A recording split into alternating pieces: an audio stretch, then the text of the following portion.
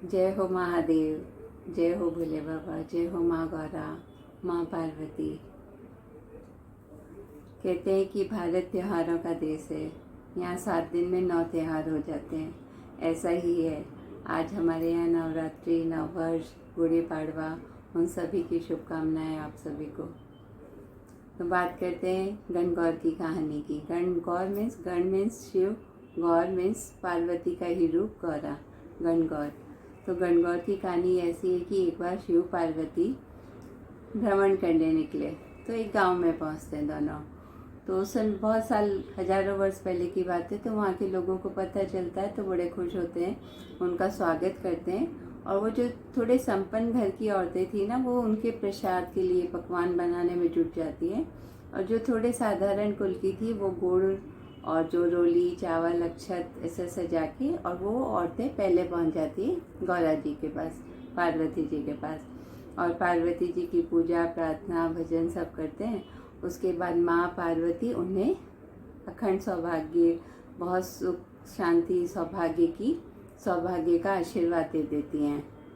उसके बाद वो पूजा करके चली जाती हैं। और वो जो संपन्न घराने की थी, वो जो मेवा और मिठाई पकवान बनाने में लगी थी, वो आती हैं। तब भोले बाबा माँ पार्वती से कहते हैं कि अब तुम इन्हें क्या दोगी? तुमने तो सारा सौभाग्य उन्हीं को दे दिया जो पहले आई थी।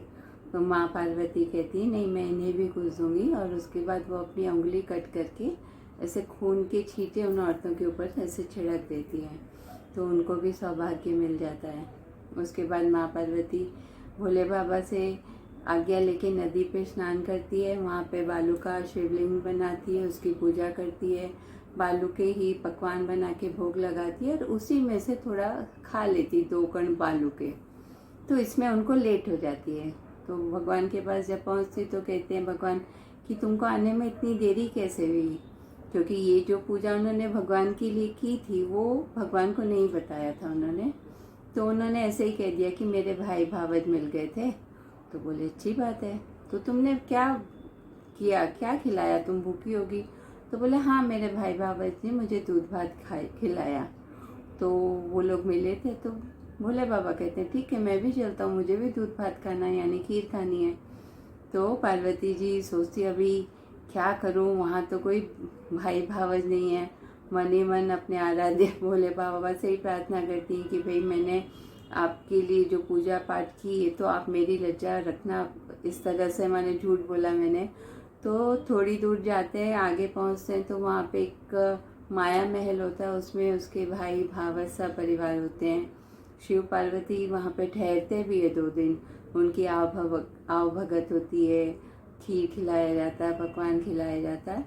2 दिन हो गए तो माँ पार्वती ने कहा अभी चलते हैं। भोले बाबा का मन नहीं था, तो माँ ने कहा नहीं, मुझे तो जाना है। तो माँ चलती है, तो फिर बाबा को भी जाना पड़ा कि चलो चलते हैं। तो नारद जी मिलते हैं, वो भी साथ हो लेते हैं उनके। थोड़ा आगे जाते हैं तो संध्या होने को हो रही थी, बहुत दूर चले थे। तो अचानक से भोले बाबा कहते अरे मेरी माला तो वहीं रह गई, तुम्हारे भाई के घर में, महल में। तो माँ पार्वती कहती मैं ले आती हूँ। भोले बाबा कह रहे नहीं, क्योंकि नारद जी भी उनके साथ शुरू से ही थे, वो 2 दिन भी रुके थे उनके यहाँ। तो भोले बाबा चाहते हैं कि नारद जी को पता चले, तो नारद जी को कहते हैं कि तुम ले आओ। तो नारद जी जो 2 दिन उस महल में रहे थे, वो पहुँचते तो वहाँ उन्हें महल दिखता ही नहीं है, जंगल, हिंसक जानवर। तो वो सोचते हैं कि किधर गया महल। तभी बिजली चमकती तो उन्हें एक पेड़ पे माला लटकी हुई दिख जाती भगवान की। लेके आते हैं तो भगवान उन्हें बताते हैं कि ये तो तुम्हारे पार्वती जो मैया है तुम्हारी, उन्हीं की लीला थी। तो माँ पार्वती की कहती है मेरा मैंने इतना पावर कहाँ? तो नारद जी कहते नहीं, जो भी औरत आपकी पूजा करेगी उसे अखंड सौभाग्य की प्राप्ति होगी। और जो ऐसे गुप्त रूप से, गोपनीय रूप से ऐसे अपने भगवान की पूजा भी करेगी तो उसकी भी मनोकामना पूरी होगी। तो ये कहानी शिव पार्वती की गणगौर में सुनाई जाती है। और इसकी एक और कहानी है, वो हम कल बात करेंगे। तब तक के लिए जय हो माँ गणगौर, गौरा और उनके पतिदेव महादेव जी की जय हो। सबका मंगल हो।